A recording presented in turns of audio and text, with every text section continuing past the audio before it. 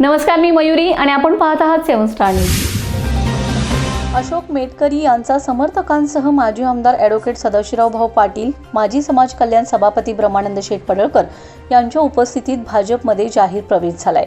विटा येथील प्रभाग क्रमांक 1 मधील शिवसेना शिंदे गटाचे कट्टर समर्थक अशोक मेटकरी यांनी आपल्या कुटुंबासह आणि समर्थकांसह माजी आमदार ॲडव्होकेट सदाशिवराव भाऊ पाटील, माजी समाज कल्याण सभापती ब्रह्मानंद शेठ पडळकर आणि माजी नगराध्यक्ष ॲडव्होकेट वैभवदादा पाटील यांच्या प्रमुख उपस्थितीत भाजपमध्ये प्रवेश केलाय।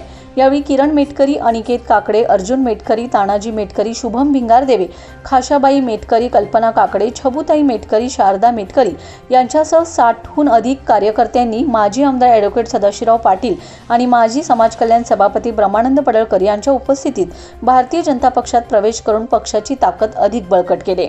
यावेळी बोलताना माजी आमदार ॲडव्होकेट सदाशिवभाऊ पाटील म्हणालेत की अशोक मेटकरी आणि त्यांच्या कुटुंबाने भारतीय जनता पक्षाच्या विचारावर ठाम विश्वास ठेवून विकासाच्या राजकारणाला हातभार लावण्यासाठी घेतलेला हा निर्णय निश्चितच पक्षाला नवी ऊर्जा देणार आहे। विकासाचे राजकारण करण्याची भूमिका ठेवून आम्ही काम करत आहोत।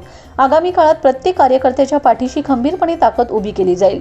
अनेक कार्यकर्ते उत्स्फूर्तपणे भाजपमध्ये प्रवेश करत आहेत। सर्वांनी एकदिलाने आणि जबाबदारीने काम करून विटा शहरात भाजपची ताकद वाढवायची आहे।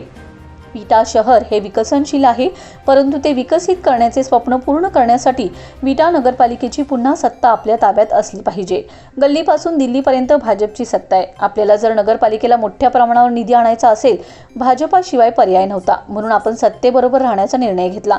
त्यामुळे या निवडणुकीत भाजपाची सत्ता आणण्यासाठी भाजपच्या सर्व उमेदवारांना मोठ्या मताधिक्याने निवडून द्या, असं आवाहन त्यांनी केलंय।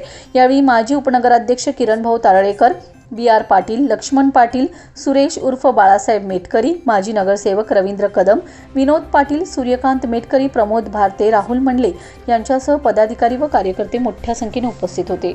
Bureau report 7 star news.